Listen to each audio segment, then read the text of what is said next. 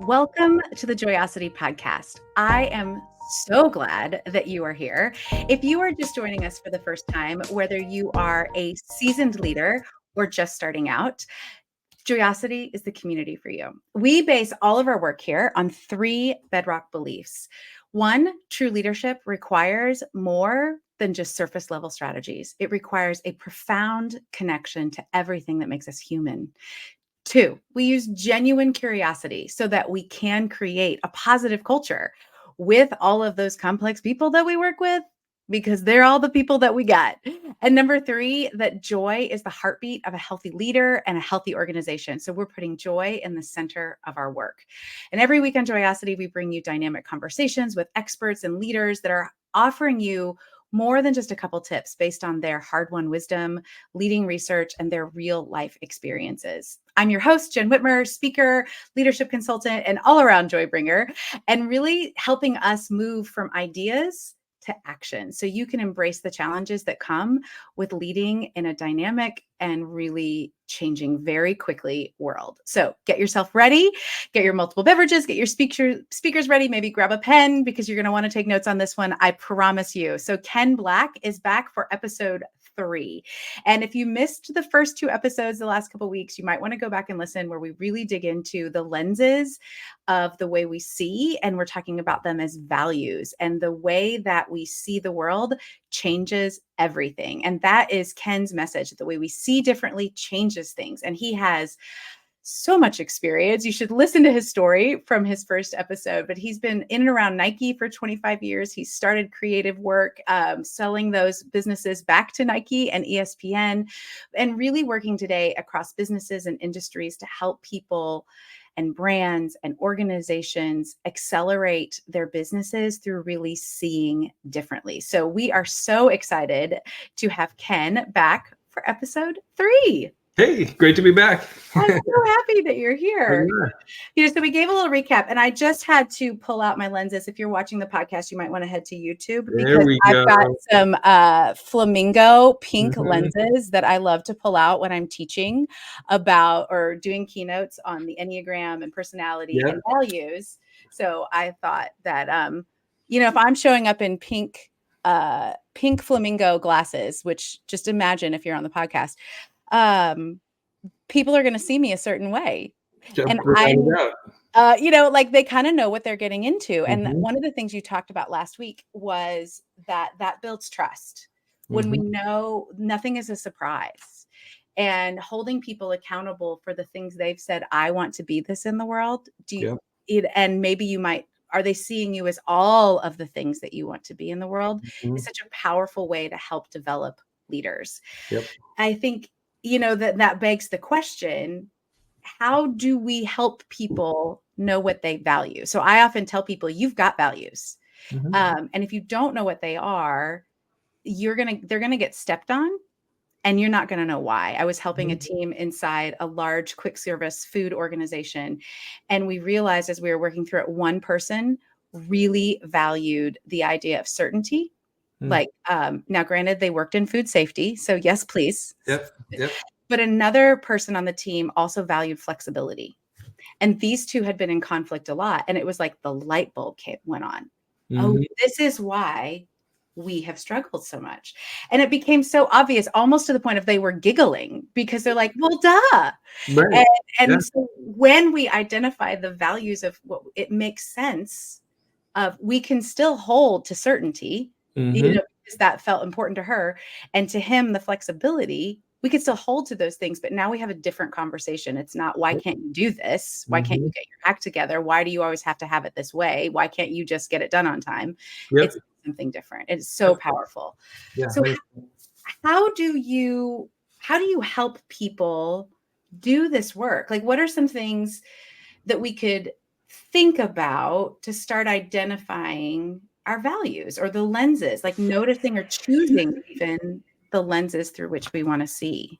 Yeah, that's a great question. I think for me, the first piece is understanding that this is a conversation about who you are, who you want to be. This is not a conversation about the job that you're in. Yeah. Because I think we always, and as I did this with my leaders at the agency, same thing is, are you talking about values as it relates to the job we're in? And it's like, no. I mean, I look at my values, my lenses, and I ask the question, how does this affect the dad that I am? How does this affect the way I want my kids to see me, down the road, and they look back and they're like, hey, what was dad about? I would want them to see me in a really specific way, and that's not different than the people who are working for or with me. Yeah. And so, one, breaking the misunderstanding that we're just doing something for work. Mm-hmm. This is something that we need in our lives, and it's connected to seeing others and being seen. And Mm-hmm. if you think about any good friends that you have, the reason you connect with people socially is because you have a sense of who they are, and you're able to connect that with who you are.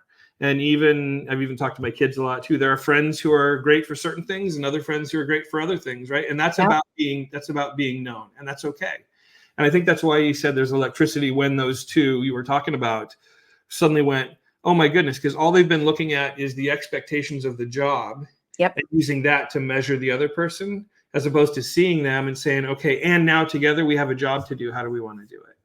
It's so powerful to feel seen. And I think we underestimate that so much. So we were joking when Ken and I got on before that I am wearing this bright necklace it's like Fruity Pebbles. Just imagine a necklace of Fruity Pebbles. And, but this was a gift from a friend. I didn't pick it. And I felt so seen.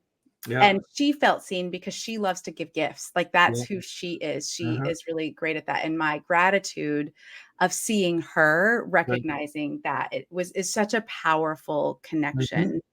And we want that at work as well. We want to be seen for who we are. Yeah.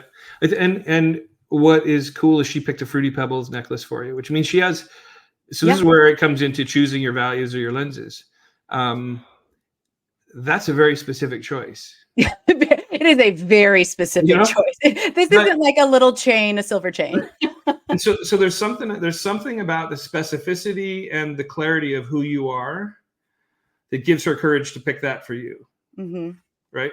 And that's what I think, what I always try to encourage as I'm working through values or lenses with anyone, which is how specific and unique are these lenses or these values that you're creating. When we talk about values, I think in the first conversation we had, values are seen as big words on a wall with bad photos behind them, which are not useful, right? Because the words are, what are the words? Authenticity, integrity, innovation, maybe courage, maybe. right?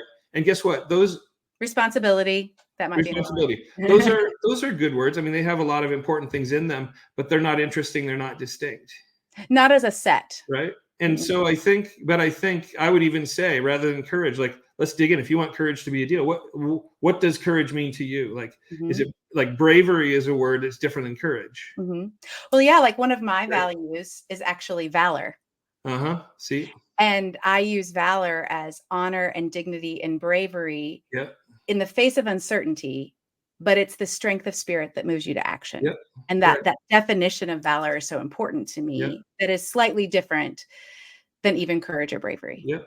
And so, that is amazing. And the specificity of that is different. If 10 people walk up to a line and say, give me one value, and 9 of them say courage and you say valor, what's going to happen in that room? Everybody, even all the other 9, are going to look down the row and go, what is valor? Talk to me about it. Right. And that is like, being seen means you need to have something about you. This could come off really wrong. I don't mean for it to be, but it is worth being seen.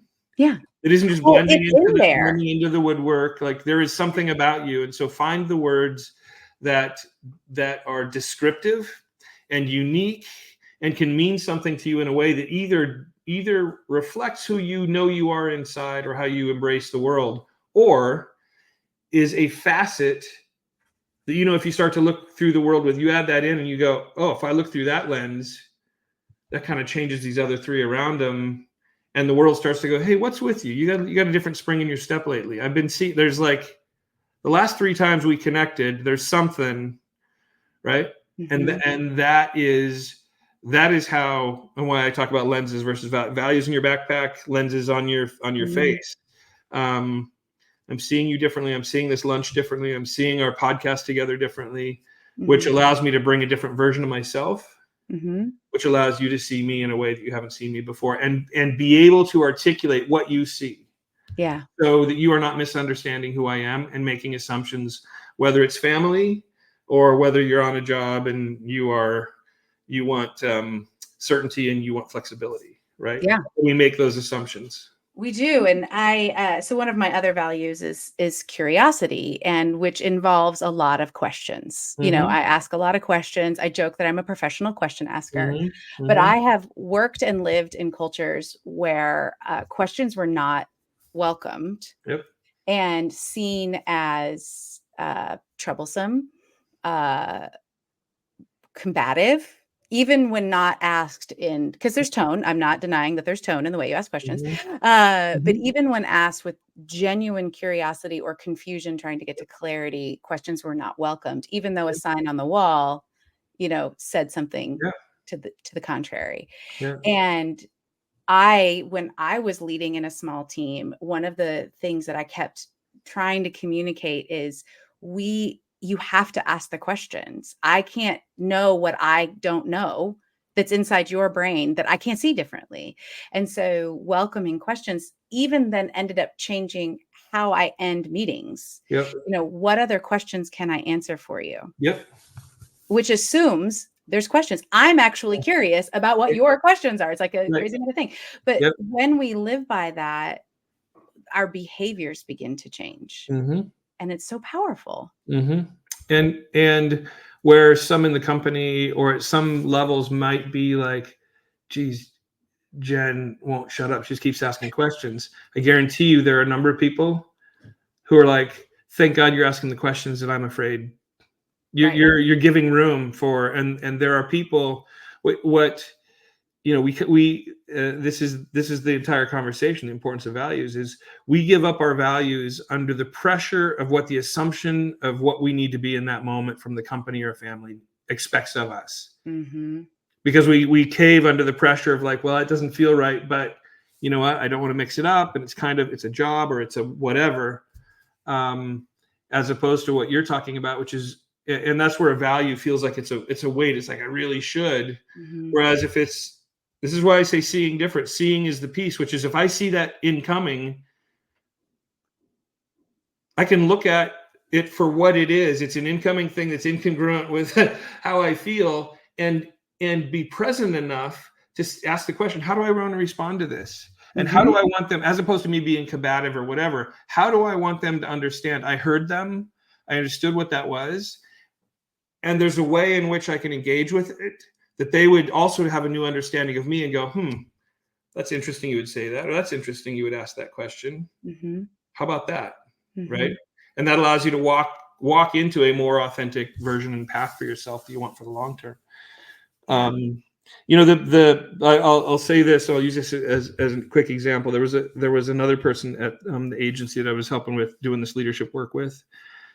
And it was the same question. How do you look at those words that you've chosen as it affects, one, how would it affect your job, what you do every day? Second is, how does this relate to your life? Is this, when you walk away, you close the doors and you go home, are these still true? And I think that's a key piece of it.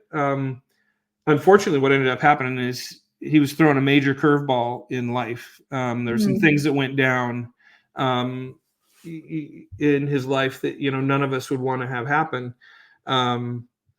We had just finished this work, and so he was out for a bit. He came back, and he called me almost immediately when he came back. He's like, oh my God, I had no idea how the work that we did on my job would help me get through the stuff I just went through, because all of the things that would have been like bricks on my head, that would have weighed me down and that would have left me confused. He said, I was literally able to put those filters on and see them coming and say, how do I want to deal with this thing that's coming at me in a way that feels true to who I want to be in the longer term? And so it was like I was almost able to head these things off at the pass still had tons of issues and pain and stuff to deal with, but in ways that are true to the human he wants to be in the long run. Yeah. Right. And that's how it should be. It is. And one of the things that when I'm helping clients, particularly in my leadership group or at the retreat, is getting across that idea of all of the ideas that we talk about that create stress, all of the words that we use to describe stress are all things that talk about pulling apart. I feel shattered. I feel scattered. Things are falling apart. It feels chaotic. Yep. But when we are living according to the lenses, and I often say the favorite version of yourself today, Yep. or Yep. the future version you want to be, sometimes I get caught up in the best. It feels too perfectionistic. Yeah. That idea, that brings wholeheartedness, that brings wholeness, that brings peace, like Yep. that brings flourishing when we're together and connected. And that, for whatever reason, it starts to connect of like, oh, that's why this work is important, because I will feel more stress. I will feel more scattered. I will feel less productive. All those things that we say that we want, the outputs, we'll feel less of those and participate in and be less of those when we have this clear understanding of the person we want to be and the values that we want to, or the lenses, the way we want to see the world Yep. through. It's so powerful. Yep. And it is both work and home. I don't want to separate those things. I want to be the same person who you see me as in my Instagram stories with my, St. Louis cap on coming from a workout is the same person who is on the keynote stage in front of thousands of people. It's the same person. I'm not different. It shouldn't be surprising when you meet me backstage. Right. It should be the same. Yeah, without a doubt. That's hard. It's hard to be that way unless you are very present and you're clear on stuff. Yeah. I have tons of youngsters, I would say, just again, I'm on the backside of my career, so it's okay. I think it's okay for me to say that. Who come and say, "Hey, how do you know when it's the right time to leave a job or go find another job?" Right. And without having done any kind of this kind of work, it's really hard question to ask. Right. But if you have, and for me, I think I said in the first episode when I went to the agency, which I had always said I never wanted to go to an agency. The minute the CEO started using certain words, and as I looked at what was there, it became clear that it was right for me because I had done it. And I'll give you, just because I'm transparent, again, I'll give everybody my why, like vision, mission, and lenses one more time. My why is to be the catalyst for helping people see possibility and make it real. My how is find and unlock ways to see difference. So every morning, waking up to say, hey, how do I find another way to unlock a method for someone to see differently, put quotes on it or whatever that might be. And then the lenses, I think I mentioned earlier, questioning, ingenuity, connecting, optimism, action, and competitiveness. With that, there's an equipping that allows, in this case, me to go into an agency that would definitely want someone who is doing something different to be who I am and that catalyst for why I'm there. And then the minute that the vision is set and the CEO knows where they want to go, and that's a conversation we had 6 months before we did a transition, 6 months before I left. He's like, hey, I know what I want to do. I know how we want to shift the deal. I know how I want to structure the company differently, and I need you for another 18 to 24 months. And without having that perspective, it'd be easy to go, well, okay, do I want to do it? Like it becomes kind of a binary conversation. But when he said that, it's like, look, if I look at this list, we're where you wanted to be. Like, this is what I came to do. Yeah. It's okay. This makes it right. This is the time for me to step off of this and go do something else. And it doesn't feel like it's not a personal, like in the sense of a problem with who you are, who I am at all. It's not like I'm picking up my toys and going home. It's a very much a like, this makes sense for us. And then when it's time to make sense together again, the relationship is still intact in such a powerful and positive way. And the last thing I'll say is if you're younger in your career, it also allows you to say, well, there's two benefits to me that I see that I kind of talk through with folks who are asking the question is one, regardless of the situation you're in, it allows you to remain whole as yourself within the context of that organization. I can fulfill that job. I can live to the values of the company. I can do all of those things, but it will not turn me into those things. I will still be who I am. Second thing is it does give you awareness, because again, I think the idea of seeing, which is I can now see how my point of view, what I want to be, who I think I need to be, where my values are congruent or in discord with the company I'm with. And then I can make a choice. Do I want to stick it out and help make the company something else because I think it's important? Or do I just say, you know what?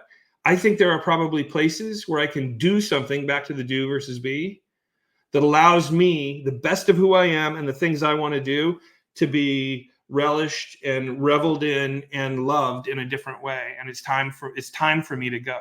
Yeah. As opposed to the binary thing again. Can I get a better job?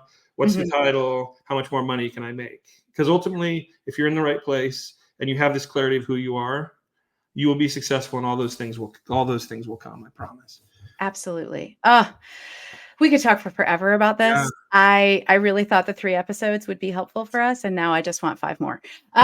So I in full transparency as well, to thank you for the work that you have done that has impacted me and my business. That is part of why this podcast exists. That's part of why Joyosity exists as a concept in the world, because my vision is to transform global workplace culture so work is a joy. Like we should have joy at work again. Yeah, And that my values of connection and curiosity and flourishing and joy and valor and the definitions that come from that are your way of talking about lenses. It comes from the work that you've done and putting those into operating systems and how I make decisions and how I teach leaders to do that as well. That's not my values, but theirs, Yeah, amazing. So thank you. So good. Thank you for your work. Thank you for putting out into the world what you're putting out. We need more of it. Well, Ken, if you don't know who Ken Black is before this, now you know why he's so amazing. Please connect with him. This is Ken's LinkedIn. He does really awesome work in the world, obviously, to help people unlock things and see things differently. It's such a powerful human tool that also helps our business, is what I would like to say. And so thank you for the work that you do in the world. And maybe we'll just have to do this again. Let's go anytime. Yeah, awesome. Sounds great. This is fun. Thank you. Thanks again, everybody. Bye. So let me put my coach hat on for just a moment. Don't just leave this here. Take a moment. What did you learn? What's your next tiny action step? Share this episode with someone and tell them what you're going to do. Check the show notes for all the links and connect with us on LinkedIn and all the other socials, or just, drop me an email at Jen with 2 N's at jenwhitmer.com. We want to keep this conversation going with you. I know your earballs have a lot coming at them, so thank you for listening to the Joyosity podcast and being a part of our community. Please take a moment to rate and subscribe. It helps more people join us in the movement to create positive culture with complex people. So work is a joy, people are whole, and organizations flourish. Can't wait for you to join us next week.